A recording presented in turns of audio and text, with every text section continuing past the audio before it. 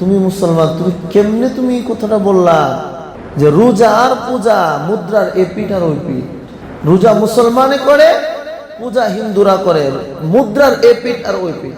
নাউজুবিল্লাহ বললেন না? হাইরে, তোমার ভোট এত দরকার, তোমার তোমার তোমার সংসদে যাওয়া তোমার এত দরকার, তুমি এলাকার চেয়ারম্যানিটা পাওয়া তোমার এত দরকার, তুমি আমার রবের রোজাকে পূজার সাথে মিলাই ফেলছো, এত দরকার তোমার।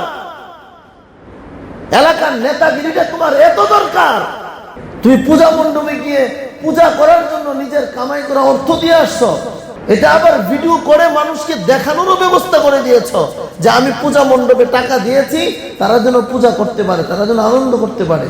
বিনিময়ে হবে কি? হিন্দুরা তোমাকে ভোট দিবে, তুমি নেতা হবে, তুমি সংসদে যাবে। আবার আমাদেরকে স্বপ্ন দেখাও, তুমি সংসদে গেলে বাংলাদেশে ইসলাম কায়েম করবে, তুমি ইসলাম কায়েম করবে, তুমি গোড়ার ডিম করবে, তুমি ইসলাম কায়েম করবা। তুমি আমার রবের সঙ্গে শিরিক হচ্ছে, সেখানে গিয়ে মিষ্টি খাও, সেখানে টাকা বিলাও, আমাকে বুঝাও তুমি ইসলাম কায়েম করবা, তুমি গোড়ার ডিম করবা, তুমি ইসলাম চিটিং কোথাকার লেবাস লাগায়া, মুন্সির লেবাস ধরে ইসলামী দলের পতাকা বহন করে তুমি আমার রবের সঙ্গে শিরক হচ্ছে, সেখানে গিয়ে তুমি শিরকত করো, আর তুমি আমাকে বুঝাও আমি মুসলমানরা ভোট দাও আমাকে, আমি সংসদে গিয়ে দেশে ইসলাম কায়েম করব। হ্যাঁ, তাদের নিরাপত্তা দরকার, তারা এই রাষ্ট্রের জনগণ, তাদের নিরাপত্তা দরকার। দায়িত্ব তোমার না পুলিশের? সবাই বলেন, দায়িত্ব তোমার না পুলিশের?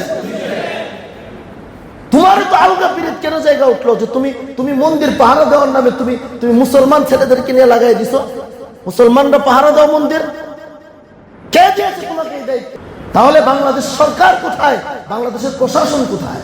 হ্যাঁ, যে পুলিশ ভাই মুসলমান ভাই সেখানে ডিউটি করবে, তাকে আমি সিলুট জানাই, সে আমার সিলুট পাওয়ার যোগ্য, তাকে রাষ্ট্র দায়িত্ব দিয়েছে, তারাও এই রাষ্ট্রের জনগণ, তাদেরকে পাহারা দিতে হবে।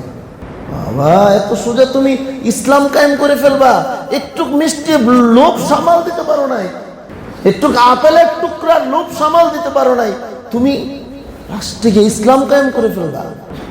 তাদেরকে খুশি করার জন্য একথাও বলে বসছো, রোজা আর পূজা একই জিনিস, একই মুদ্রার এপিঠ ওপিঠ। তুমি আল্লাহর এত বড় বিধানকে তুমি এইভাবে ছোট করে ফেলতে পারলা এই 8-10টা ভোট পাওয়ার জন্য?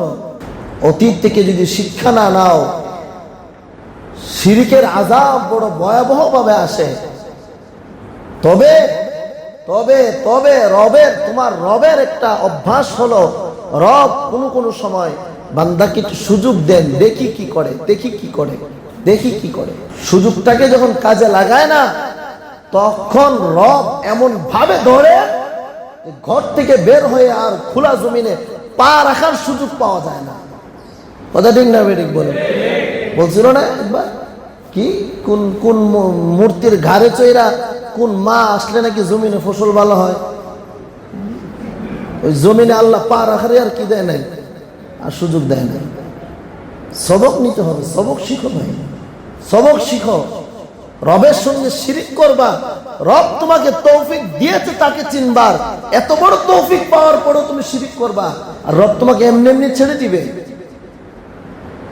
ছাড়বে না। এজন্যই রব বলেছেন, মা ইয়ালফিযু মিন কাওলিন ইল্লা লাদাইহি রাকীবুন আতীদ। বান্দা, তোর দুই কাঁধে দুইজন ফেরেশতা আমি বসায় রাখছি, যখন যা বলবি, ভালো বলিস আর খারাপ বলিস, মন্দ বলিস আর ইবাদতের শব্দ বলিস, সব কিন্তু তোর এই আমলনামায় লেখা হয়ে যাচ্ছে। হাসির ছলে বলেছিলাম, মজাক করে বলেছিলাম না, ফেরেশতাদেরকে ব্যান্ডিং দেওয়া হয় নাই। বান্দা যখন হাইসা বলবে, ওইটা তুমি লেখো না। বান্দা যখন মজাক করে বলবে, ওইটা তুমি লেখো না। এই কথা ফেরেশতাদেরকে বলে দেওয়া হয় নাই, বলে দেওয়া হয়েছে মা ইয়ালফিযু, যা মুখ থেকে বের হবে সেটাই তুমি লেখো।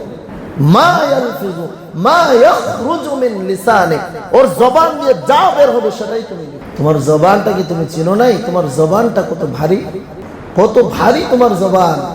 তোমাকে রব সকল মাখলুকাত থেকে সারা বানিয়েছেন যে কয়টা কারণে, এর একটা কারণ হলো তোমার জবান, একটা কারণ হলো মানুষের জবান।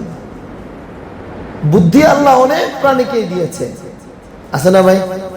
আছে, জ্ঞান অনেক প্রাণীরই আছে, কম বেশি বুদ্ধি অনেক প্রাণীরই আছে। আর এমনি কুকুরেরও তো বুদ্ধি আছে, কুকুরের বুদ্ধি আছে না ভাই? আছে, কুকুরেরও বুদ্ধি আছে, কুকুরেরও বুদ্ধি আছে। কুকুর খেপে গেলে কেউ যদি ঢিল মানে তো ঢিল গিয়া পড়ছে কুকুরের গায়ে, কুকুর কিন্তু ঢিল যে পাথরটাকে কামড় দেয় না, কামড় দেয়? এটাকে কামড় দেয় না, যে ঢিল মারছে ওরে দৌড়ায় যায়, ওরে কামড় দেওয়ার লেগে যায়। এই কুকুরের এতটুকু বুদ্ধি হয়ে গেছে যে এই পাথরটা এটা নিজে নিজে এসে আমার উপরে পড়ার কি নাই, তার ক্ষমতা নেই, নিশ্চয়ই ও ফালাইছে, এই জন্য সে আসছে। সুতরাং পাথরের দোষ নাই, দোষ ওর, আমি ওরে কামড় দেব। তো বুদ্ধি কুকুর, ছাগল, বকরি, ভেড়ারও আছে।